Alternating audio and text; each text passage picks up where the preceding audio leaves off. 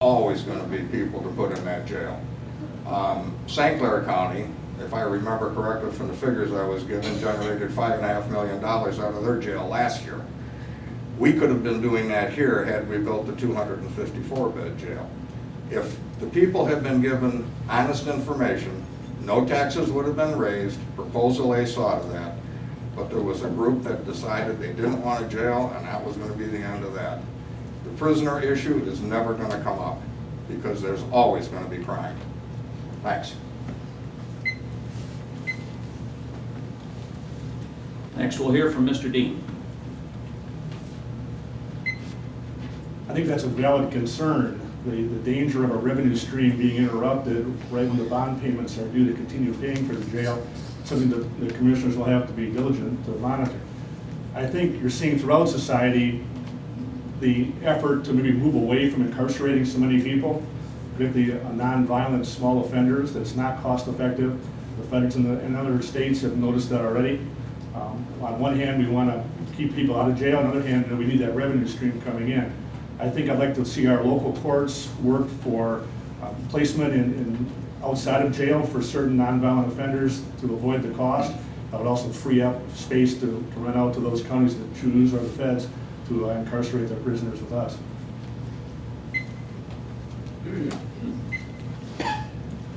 Next, we'll hear from Joyce Wiley. I also believe that I don't think we'll have a problem because of the prisoners that we're getting. I see crime going up left and right. That's why I have stated that I would like to see more patrol on our roads. I am not quite sure, to tell you the truth. I must be truthful. I don't know what would happen if it doesn't come about and we need money for the jail. That's something that the commissioners will have to get together with and try to find a way to deal with it.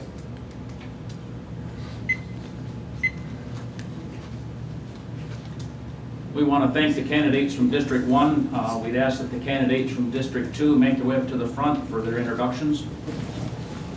First, we have Justin Faber, we have Tom Calkins, and Norton Schramm.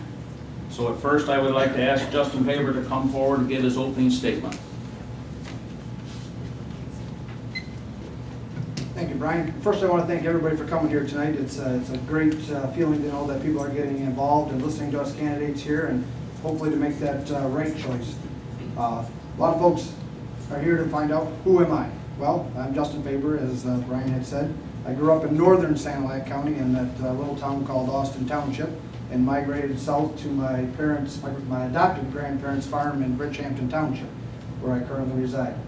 I joined the military at the age of 17. I was curious, and I had a lot of relatives that had joined, and I thought, well, no sense of waiting until I graduated. So between my junior and senior year of high school, I went down to lovely Fort McClellan, Alabama, with the heat just like we've been experiencing here recently, and did my basic training.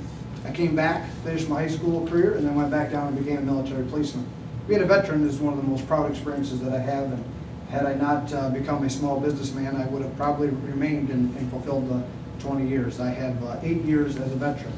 Also, I'm a small businessman. As I said, I have a heating and cooling business and a food concession business. Now, we all went through difficult times, and a couple of years ago, I started coming up with a plan, and I thought, should I go to work for somebody else? Should I keep continuing mine? Because if we've seen the revenue was coming down. So during that time, I said, well, I'm going to venture off, and I started buying some rental properties. This was not something that I've always wanted to do in my life, but it was something that helped between those times, the difficult times and the times we are now. And I'm happy to say that I feel in my business and the business around that we're on the uphill swing. Like I said, there's some of the things that I have been involved in. I've been a Lion for many years. I'm a Knights of Columbus member, a parish council member on my church. I'm the chairman of the Brownfield board, and I also sit on the festival committee.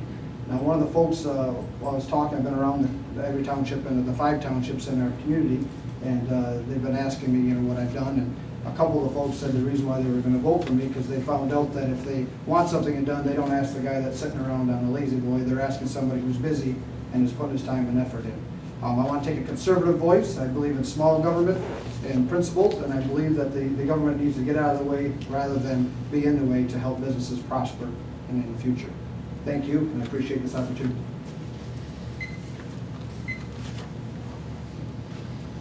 Next, we'll hear from Tom Calkins.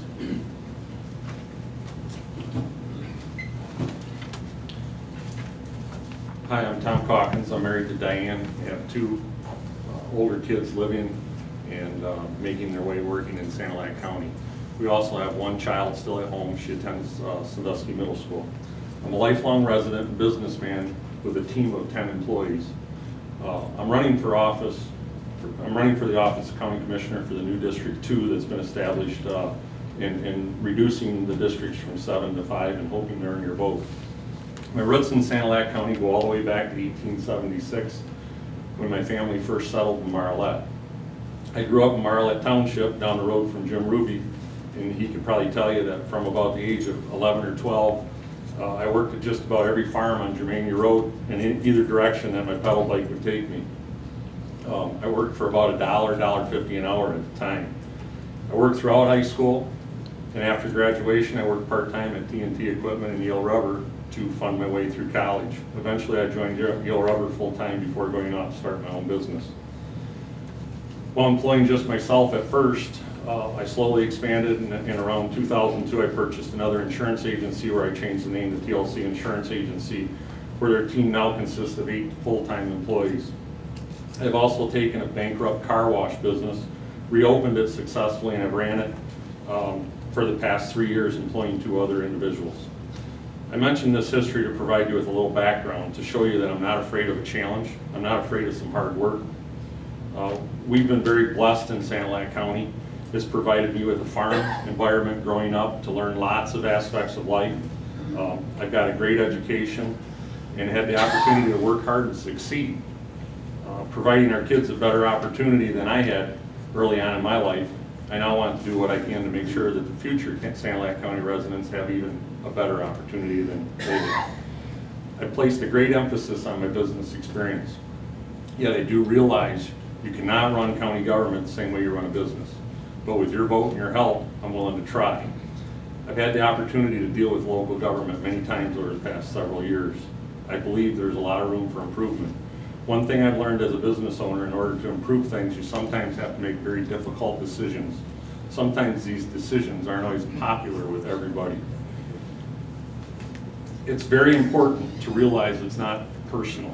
They have to be made for its employees and for its customers. And in the case of government, the customers are the taxpayers and the citizens. I pledge to you I won't be the same old rubber stamp when it comes to issues before the board. I understand that as an elected official, I'll be working for you and representing you, the taxpayer. I will do what I can to make sure the rest of the team in the county government feels the same way that I do. I will ask tough questions and look at the facts before I cast my vote. Thank you, and I appreciate your vote.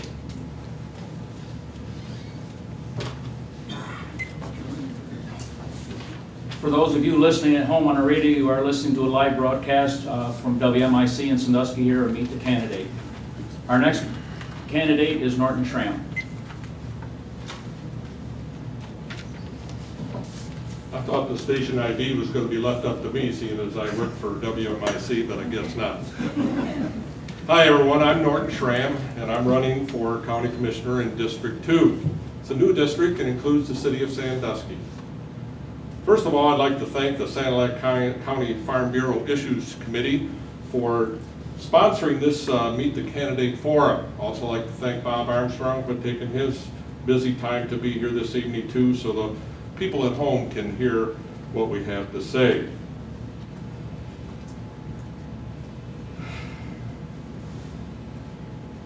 I think that the decisions, that who they think they might make the best representative to guide us into a better, safer future is going to be made by what we say this evening and what we say to the people as we go around and talk to them.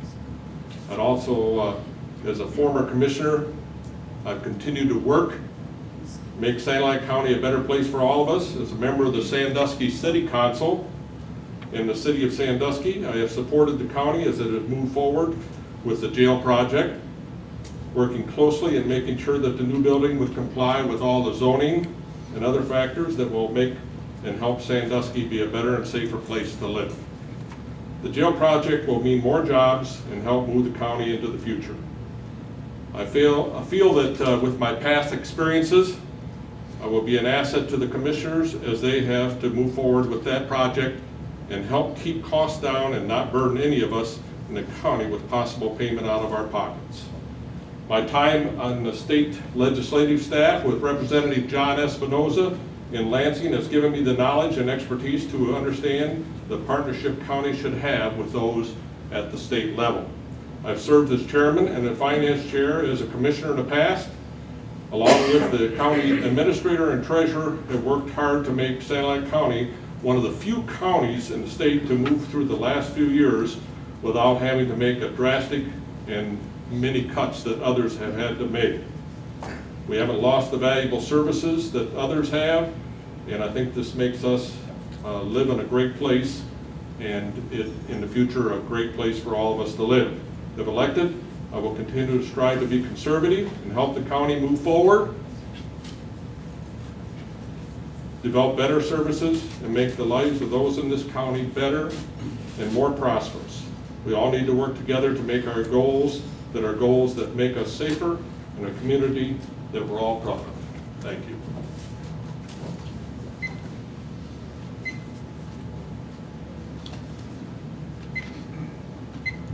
We will ask the same question again of these candidates. Well, first question is, what changes do you want to bring to Sanilac County, and what makes you believe that you are the best candidate for that? Again, we'll start with Mr. Faber. Thank you. I do attend the meetings frequently at the courthouse. I've also had many, in my businesses, I've been to the health department, I deal with them frequently, I deal with the land and use and development, and I'm quite aware of what's going on. One of the most important things that I think that I've done is when I've had an issue, or if I've read something in the paper or heard it on the radio, I call my commissioner and I want to know what the reason was for that vote. And I stress that for everybody. I think we need to have more of a business-minded experience at the courthouse, and I think that we need to take that to be fiscally responsible and to make sure that we take that idea there. And just because the funds that are coming in, we need to be responsible and have them accountable to every official that's there. Thank you. Next, we'll hear from Mr. Calkins.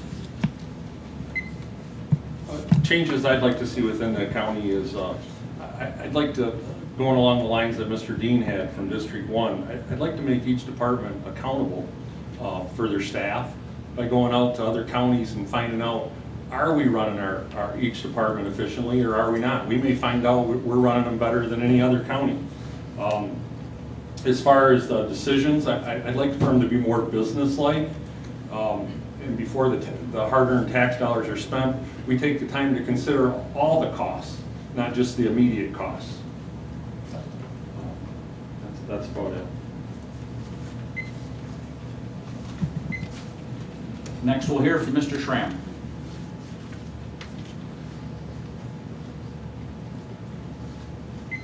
You notice, being a former student of mine, he said Mr. Schramm.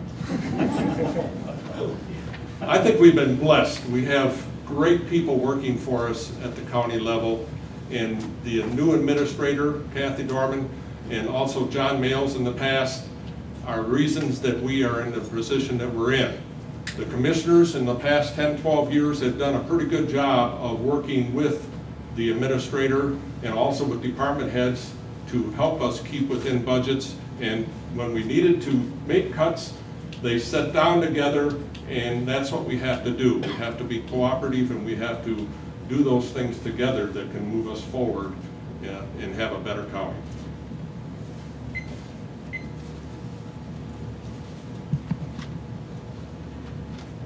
Our next question is in regards to the county jail. With it being built here in Sanilac County, how will the county pay off the debt if the federal prisoners are no longer housed in the county jail? Mr. Faber? This is probably the most frequent question that I get asked as I've been around to every district, every township in my district. My responsibility, and I believe being a fiscal one, is that we need to pay this debt off as fast and as soon as we can. I believe now it's set up on a 40-year projection, and as I've done in my business, I've paid things off as soon as I can. I've had some friends of mine, and they said, oh, string it out as long as you can. You get the government, you get the low interest. I'm totally against that. It's one of the things that my principle has been, and I feel that has helped me out in my business, is to be able to be fiscally sound and to make sure that I can get rid of the debt as fast as I can. So again, my goal is to pay that off as soon as possible.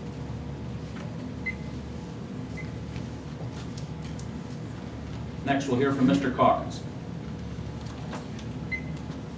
As everybody knows, it's an inherited problem that we may or may not have to address. Mr. Benicki sits in the audience, and he's assured us that we won't have to address it.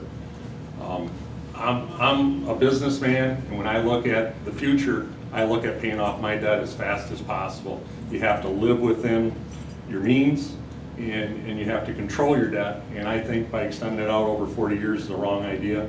I think we ought to try to rein it in, pay it off as fast as we can so that we don't put the burden on the taxpayers later on if the income stream dissolves.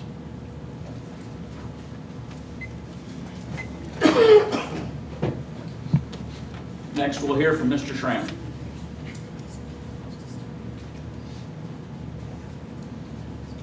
I hate to agree with my opponents, but I'm going to. It's very important that we do pay this debt off, and with the extra income coming in, the commissioners need to set up a schedule that will do so as soon as possible. I'm not worried about us not having people to put in that new jail. I know that not only the federal, but there are other entities that need our jail positions as well. The reason we put federal in there is that we have this contract with them, and we've dealt with them for so long, and they've been good to us, and we've been good to them. But I'm not worried about losing that revenue, but if we do, I think the county's in trouble. We'll have to sit down and really come up with some ways that we can pay off the debt. Thank you.